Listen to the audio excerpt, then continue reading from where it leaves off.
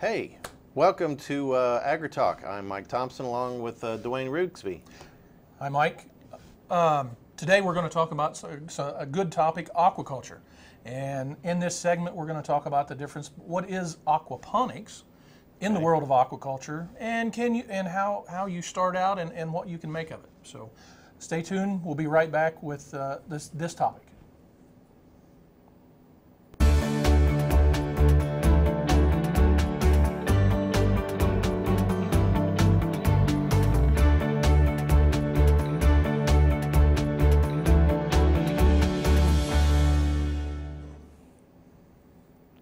Hey, glad you're still with us. So we're talking about basically fish farming, or a particular type of fish farming. A type of farming, yeah, if you would, in the world of aquaculture, aquaponics, and excuse me, we've got a variety of ways that you can do aquaponics, if you would, anything from a small barrel to a large room filled full of tanks and things like that, if you would. Mm-hmm.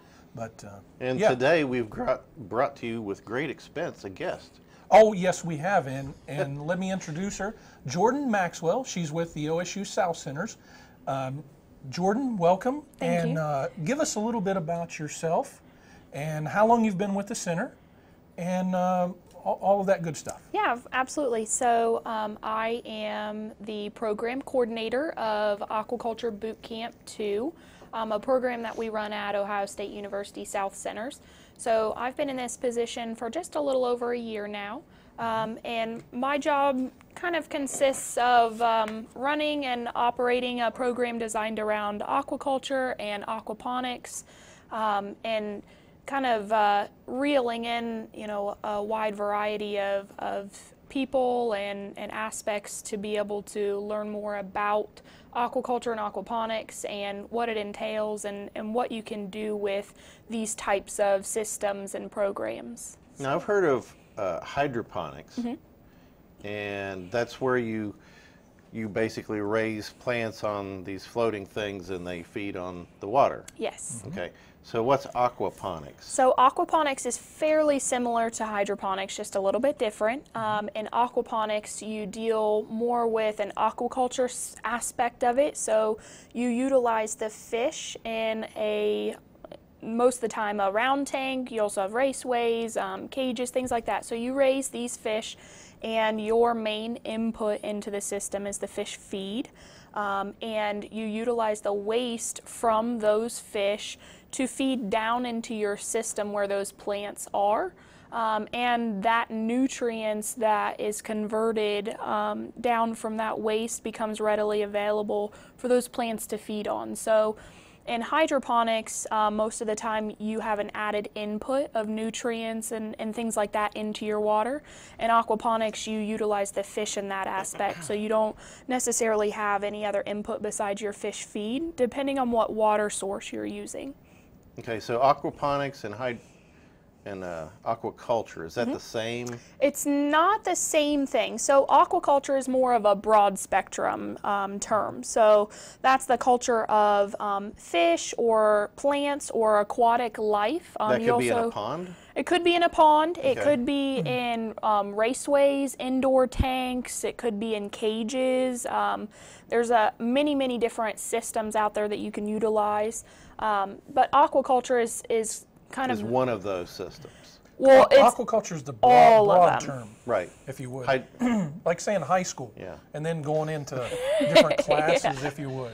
Yeah, right. So it's that kind of thing, right? Yeah. So aquaculture is more of a broad spectrum term to cover the culture or raising of aquatic species such as fish or shrimp or crustaceans, and you also have the plants in that kind of broad spectrum as well. So that's aquaculture as a whole, dealing with a wide variety of different systems, different species, different components.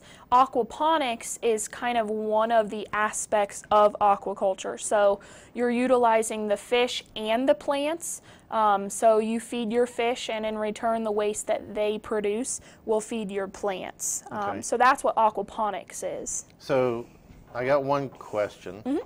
Are there certain species that go together? I mean, you know, I like Cajun food, so could you do crawdads, crayfish? I see what you Or You would you have to could. stick with a particular type of fish?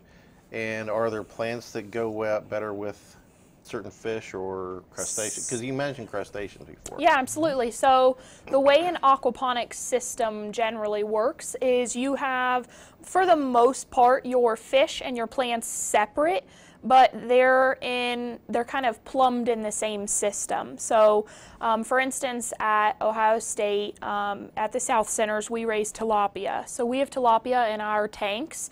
That water is then flushed through the system, but the fish stay in the tank separate.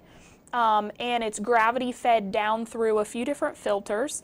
And as it feeds down through those filters, bacteria will break down the ammonia that your fish produce. And once it kind of starts to break down from ammonia, it'll go from ammonia to nitrites to nitrates, which is what your plants need to be able to grow and really kind of thrive in your system. So as that water kind of trickles down through your system, then it will go into where your plants are. And ours is a deep water culture system, so you do have the rafts that your plants are growing on top of, and the roots are suspended down in the water. So those roots can uptake that nutrients 24/7. It's readily available for them. And then once it gets to the end of the system, it dumps down into a sump tank and is then pumped back up to your fish as, you know, fresh, clean water that's been filtered out or cleaned out for. So can I raise crayfish in it?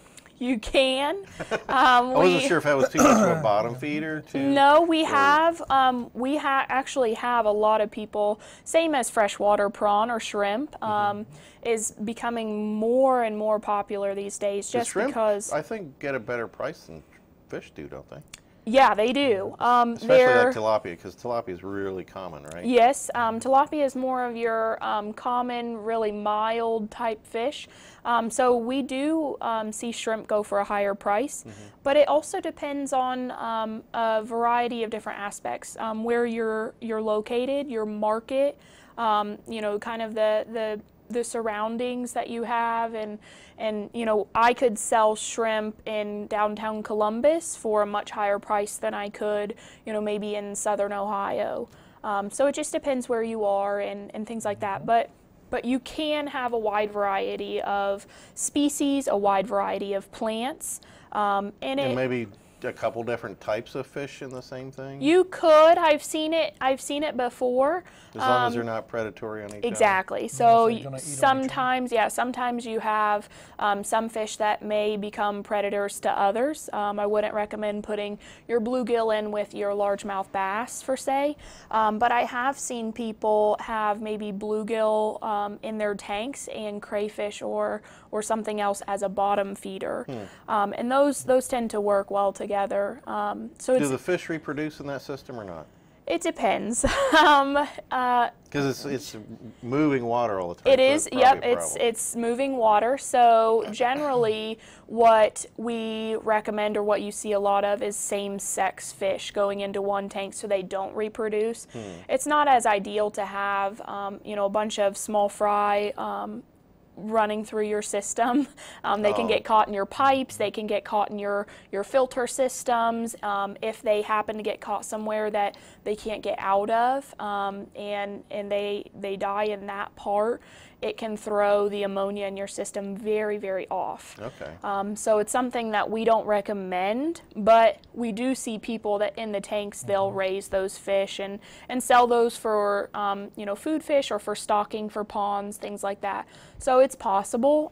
You can grade your fish out and pull the larger ones out, leave the smaller ones, and just keep doing that continuously, and then you always have something to go to market or something to sell off. But again, you know, if you have a very small fish in with a large fish, most of the time they're not going to make it too long before they'll feed on them. That's the fish side. What kind of things can you grow on the plant side?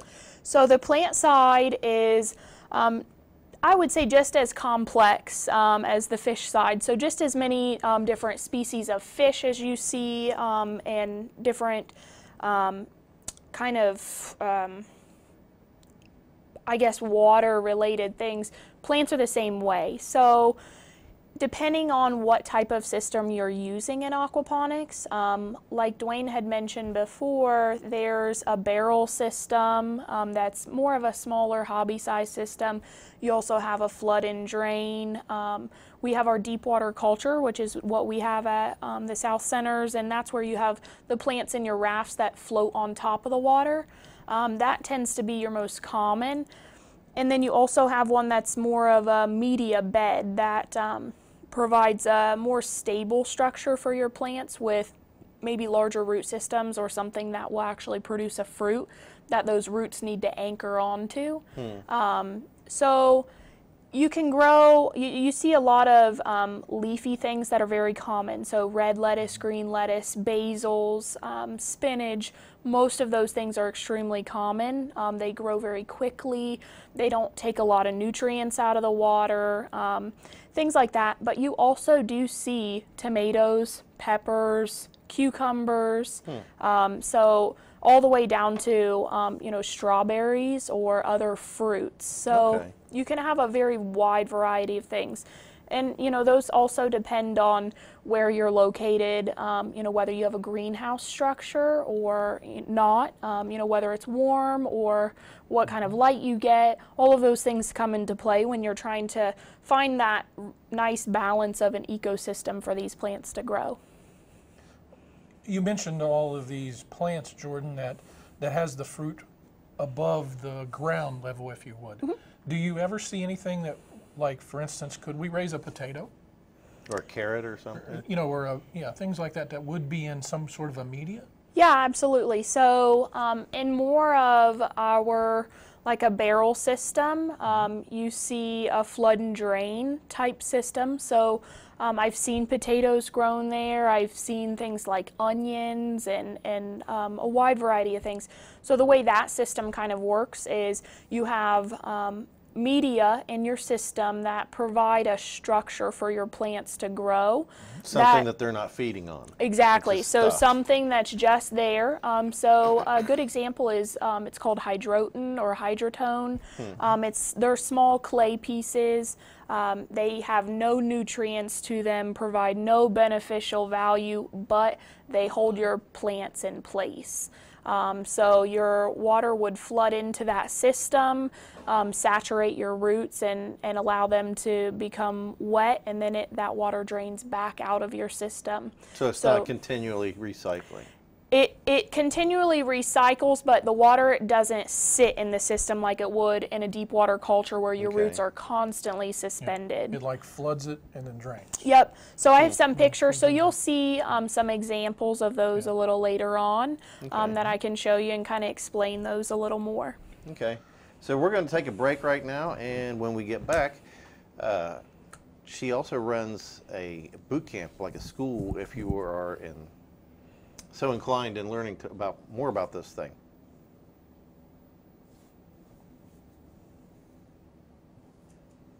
Welcome back, and we're talking about aquaculture, right? Aquaculture in the different steps of it, right? If you would.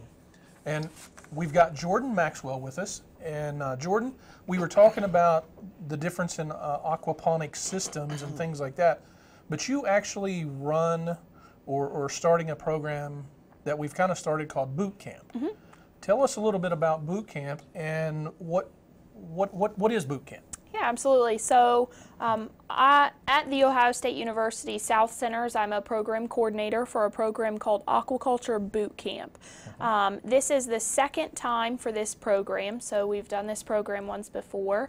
It consisted of just aquaculture before, and they ran that same program consecutively for 2 years. So this program, Aquaculture Boot Camp 2, is a little bit different in that it also includes aquaponics.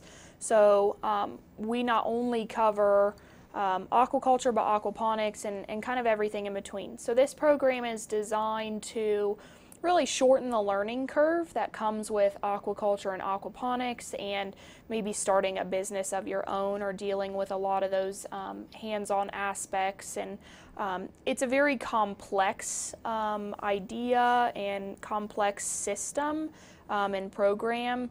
So normally there's about a 5-year learning curve when you talk about getting into aquaculture or aquaponics, and there's a lot of different things to learn that come with it. So what we do is we set up this intensive program, and we bring in new and beginning fish farmers. And when we say new and beginning, we like to think of that as around 2 years of experience, maybe a little less, maybe a little more for the intensive program.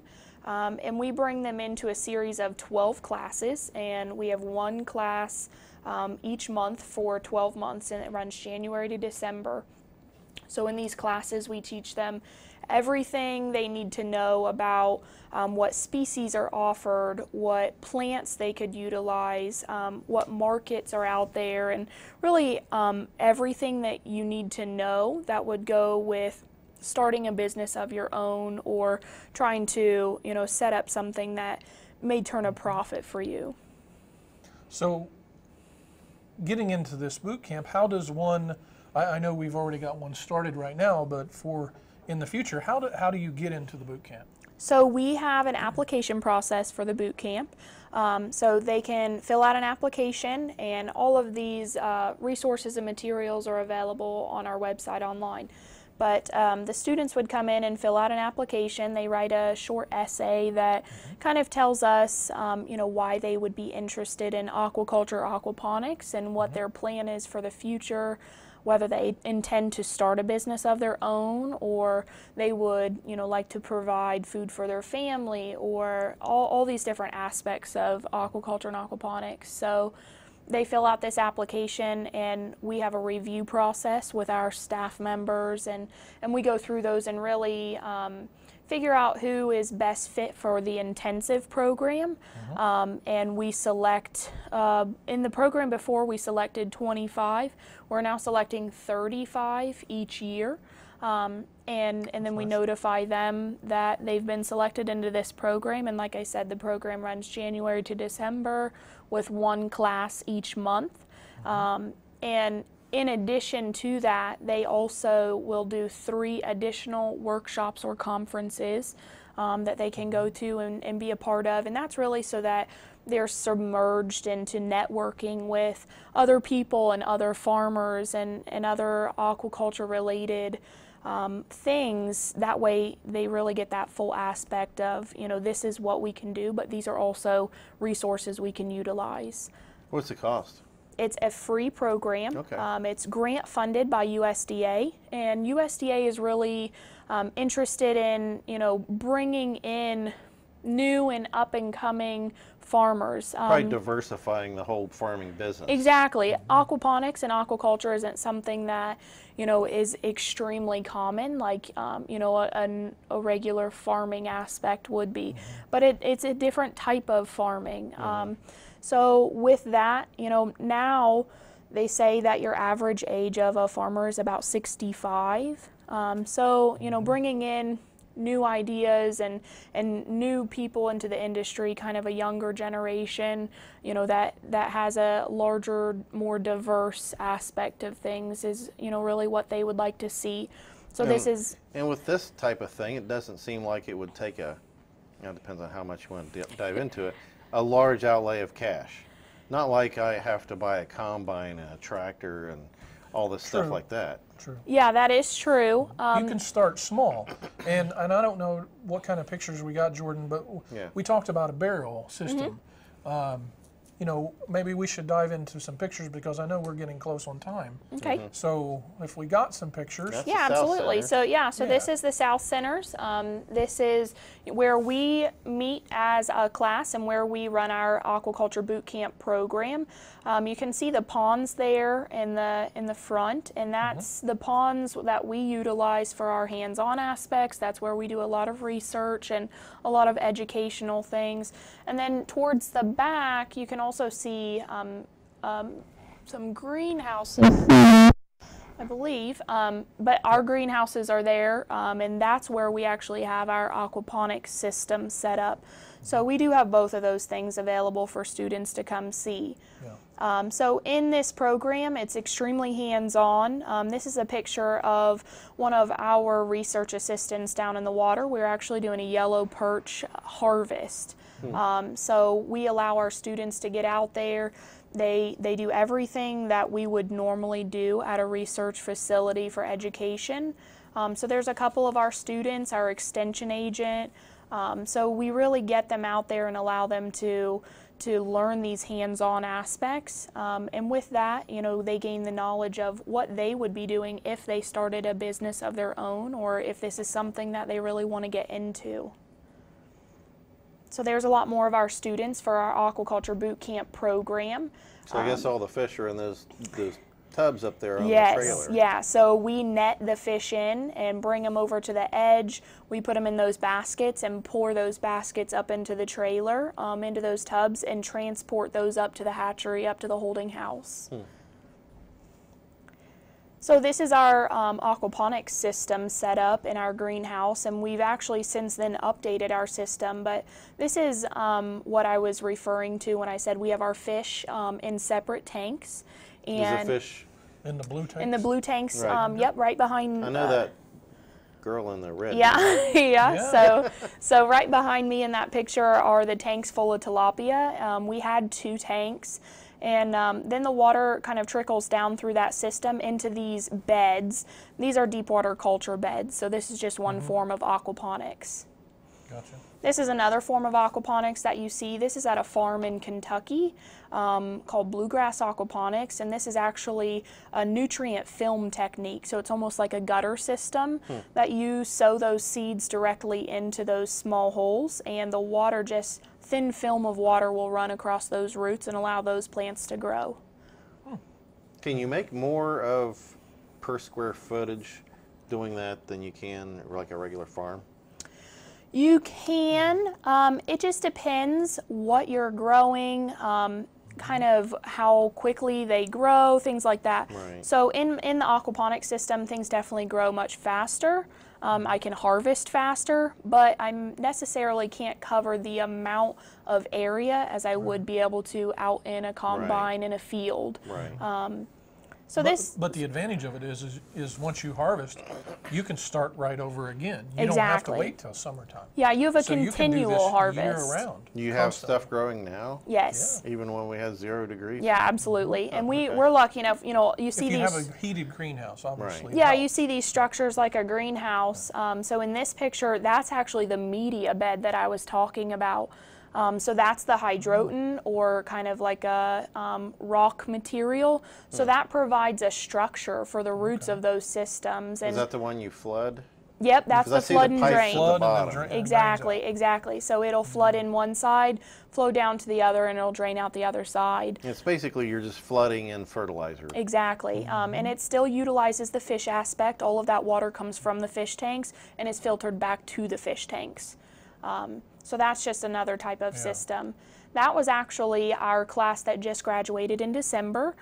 So we accepted 35 students. We had over 70 applications that came in from not only Ohio, but Indiana, Kentucky, surrounding states. So we selected 35 of them, and 28 of them just graduated in December. So we had a couple drop out and Lose interest, not the thing for them. yeah, you get You just weed out the into weak.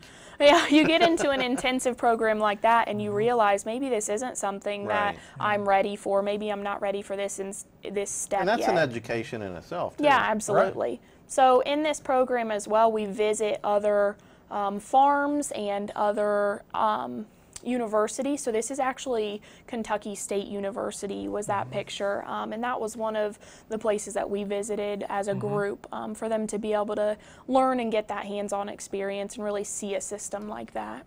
Well, that's cool. Now, Jordan, in boot camp, do they have to have a project? I know we talked about them having a project. What do you require them to do? What's the end goal? You know, obviously, we want to show them how to raise fish, but you know, we obviously want them to make money at it. Yeah. Or like you said, to be able to feed your family. Yeah. But while we're in that whole process, what are you doing? Are you just sitting there, or are they doing classwork, or like you said, I think we do projects? Yeah, it's a little bit of everything. So we want them to have as much hands-on work as possible. So they do a project while they're there. They also provide some different feedback through evaluations. We have a 6-month and a 12-month evaluation. Because it's grant funded, we watch those things fairly closely, see if this program's successful or not. But they do a lot of classwork, a lot of hands-on work, and one of those things is a project for them to be able to monitor a specific system and really understand what it takes to have anything from a hobby system all the way up to a commercial-sized business. And depending on what you would like, also depends on how intense you'd like to get or how large of a system you'd like to have. Wow, that's in a nutshell. That's really a quick lesson in aquaponics and aquaculture, if you would. I know the class goes all year, and I've been fortunate. I was in the class, but doing work in the background. But there's so much more that's in detail of marketing and how you should, if you're going to sell and things like that. And it really is a good thing to do if you're thinking about aquaculture in a nutshell, or just how can I make some extra dough if I've got a garage that I'm not really doing anything with, right. or some corner that you can heat, have heated. I think that's the big thing, to where you can do it year round. Right. So I think we're out of time. Yep. So I guess Thanks for watching AGRI-TALK. and we'll see you next time. Right.